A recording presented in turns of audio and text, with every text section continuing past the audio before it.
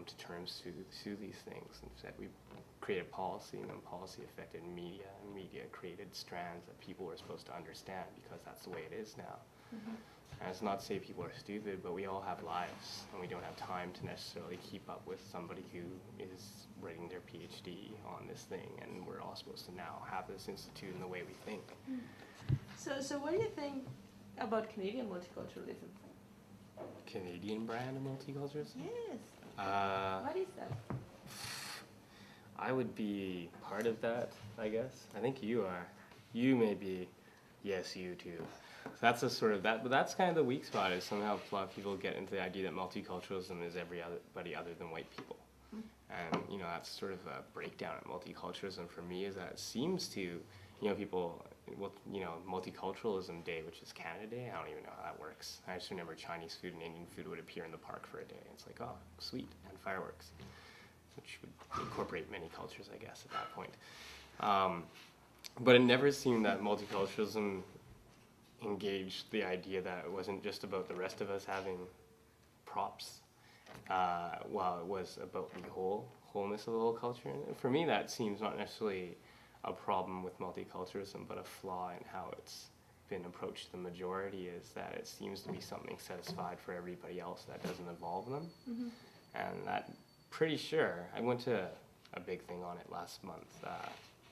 Anyways, some guy from Ontario, and that's what he was talking about. And I think that's quite right. It's just, it's still strong. I think it's a good thing overall, but it's just again, it's just one of these things that's put out there in paperwork, given a day, a party, and it doesn't incorporate the majority in thinking that this is what they're part of.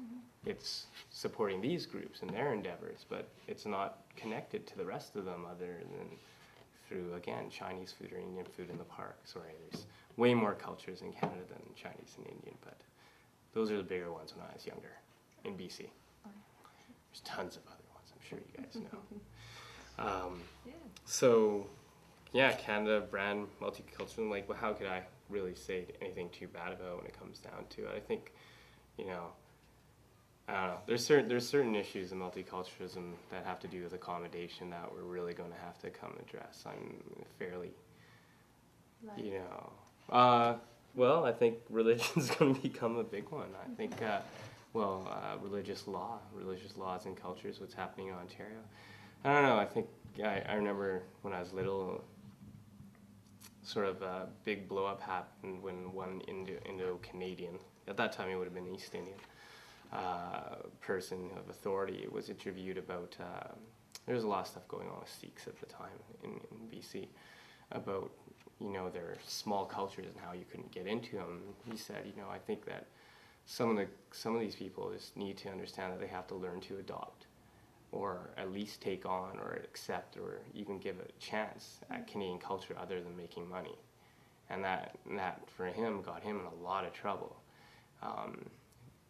And it was funny because it came from an Indo person and not a white person saying that. If a white person said it, would have been racist.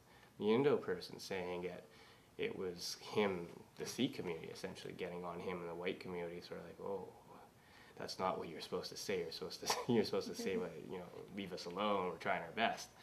And that's an area that I think, you know, when I read some of the comments, like people will be termed racist, I don't really think those comments are racist. I think there is a valid exploration we need to go in under there that has to do with, you hear some cultures say that Canadians don't have any values, so what do I have to learn? Well, I think our values, unfortunately, are based in unfortunate secular ambiguity that actually can be defined quite well, but unfortunately secularization doesn't really want to do that to people, and maybe there needs to be some sort of attempt to engage in that conversation. And, you know, it's not like Huruville or whatever and putting up a notice saying no stoning women when you come to this country. That's asinine, but it is understanding that there are reasons that people come to this Canada. There's reasons my parents came to this Canada. I'm fortunate in the sense that I think that my parents chose Canada. I've managed to live in the States and spent plenty of time in England. And I also had a father who's a doctor who had the option. He trained in the States and the UK and had the option of choosing his countries. And he chose Canada for very specific reasons. And I agree with those reasons I chose. I think there is great potential, and I think multiculturalism is great. But I do understand how there is a reactionary mood in this country towards it due to things that happened in the last 7 years that have created a lot of tension over the subject of multiculturalism and what we should do with immigrants. And I think that's good. Unfortunately, it has to be engaged by the leaders in our country and to actually talk about it, because fine, when a lot of hate and anger comes out, it's an option, or it creates room for people who weren't talking about it to actually have something to talk about that could lead to getting out that tension and moving beyond tolerance into the wild area of acceptance, which is way better than tolerance. Absolutely. I think.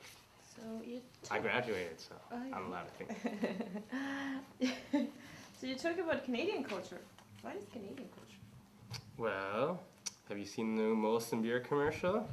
I will turn down my girlfriend to watch the hockey game. I think that's Canadian culture right now. I don't think, I think Canadian culture is to each individual what it is. I think that's probably one of the biggest things. It is the freedom to choose what you want to be. And you can further define it beyond that if you want, but I don't know, that's ultimately, though, you get a lot of disagreement once you talk about the choices people make. So then you have people's cultures running into each other, and that's where it gets hedgy. But ultimately, I do think it allows people the freedom to choose what they want to do or want to be or how they want to be. But, up to the point where it infringes on the freedoms of others to be who or what they want to be. So we don't have the freedom of pedophilia in this country because it infringes on the rights of children to not be molested. Right, so it's a pretty straight argument on that one, I think. But Molson commercial, essentially hockey, Maple Leafs. No, it is about acceptance ultimately at its utmost, I believe, and new ideas, and a lot of things come out of people who are allowed to be their own way, culturally interacting with other people who are trying to be who they want to be.